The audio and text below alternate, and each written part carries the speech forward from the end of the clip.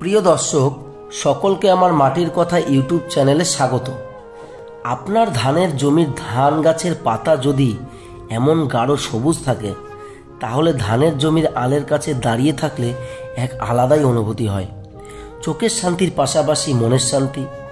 গ্রামের মাঠের এই এক অপরূপ দৃশ্য।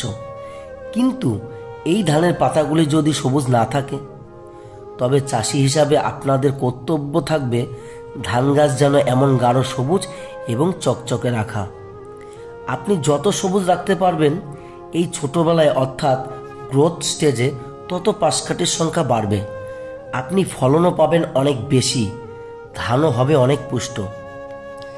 ধানের পাতা সবুজ রাখতে গেলে এই সময় যে খাদ্যের প্রয়োজন হয় তা হলো জিঙ্ক। তাই এই জিঙ্ক নিয়ে আপনাদের সাথে সম্পূর্ণভাবে বিস্তারিত আলোচনা করব। এই জিঙ্ক কখন প্রয়োগ করবেন, কিসের সাথে প্রয়োগ করবেন? এই জিঙ্কের অভাবে পাতা দেখবেন, বুঝতে পারবেন যে আমার জমিতে জিঙ্কের প্রয়োজন। সেটাই আজ আমি আপনাদের জানাবো। বাজারে 3 রকমের জিঙ্ক পাওয়া যায়: 33%, 21%, ইডিটি 12%। কখন কোনটা দেবেন সেটাও আজ আমি আপনাদের সাথে আলোচনা করব। জিঙ্ক প্রয়োগ করার পরও যদি মনে হয় পাতায় গাঢ় সবুজ হয়নি, সেক্ষেত্রে কি করবেন? তাই সম্পূর্ণ ভিডিওটি আলোচনা করব আপনাদের সাথে। তাই কোনো রকম স্কিপ না করে সম্পূর্ণ ভিডিওটি দেখার অনুরোধ রইল।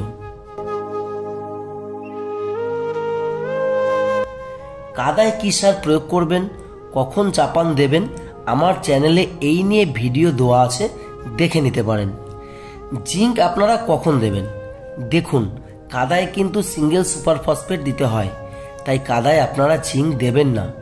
কারণ ওই সময় জিঙ্ক প্রয়োগ করলে ফসফরাসের সাথে রাসায়নিক বিক্রিয়া হয়ে আলাদা উপাদানে পরিণত হয়, যেটা ধান গাছে খাওয়ার উপযোগী থাকে না। তাহলে জিঙ্ক কখন প্রয়োগ করবেন? দেখুন, জিঙ্ক প্রয়োগ করার সঠিক সময় হলো ধান রোয়ার 10 দিনের মাথায়।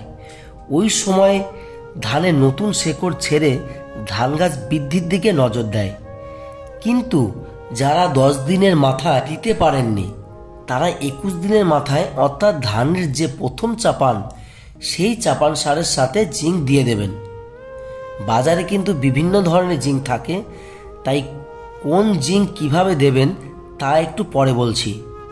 কিন্তু আপনারা কিভাবে বুঝবেন যে জমিতে জিঙ্কের অভাব রয়েছে? তার জন্য স্ক্রিনে কয়েকটি ছবি দিলাম, দেখতে পাচ্ছেন পাতাগুলি এমন হলদেটে এবং পাতায় কালো স্পট এবং মরচে পড়ার মতো। ধানের পাতা যদি গাঢ় সবুজ না হয়ে মরচে পড়ার মতো হয়, তাহলে সালোক সংশ্লেষ ভালো হবে কিভাবে এবং ধানের পাশকাঠির সংখ্যা বাড়বে কিভাবে? তাই জিঙ্ক প্রয়োগ করতে হবে। তাই 10 দিনের মাথায় যদি জিঙ্ক প্রয়োগ করেন, তাহলে প্রথম অবস্থা থেকেই ধান গাছ সালোক সংশ্লেষ ভালো করতে পারবে, তাই পাশকাঠির সংখ্যাও অনেক বেশি হবে, ফলে ধানের ফলনও অনেক বেশি হবে।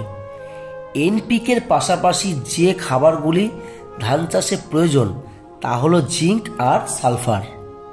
তাই প্রথম চাপানের মধ্যেই যেন এই 2 খাদ্য জিঙ্ক এবং সালফার দিয়ে দিতে হবে।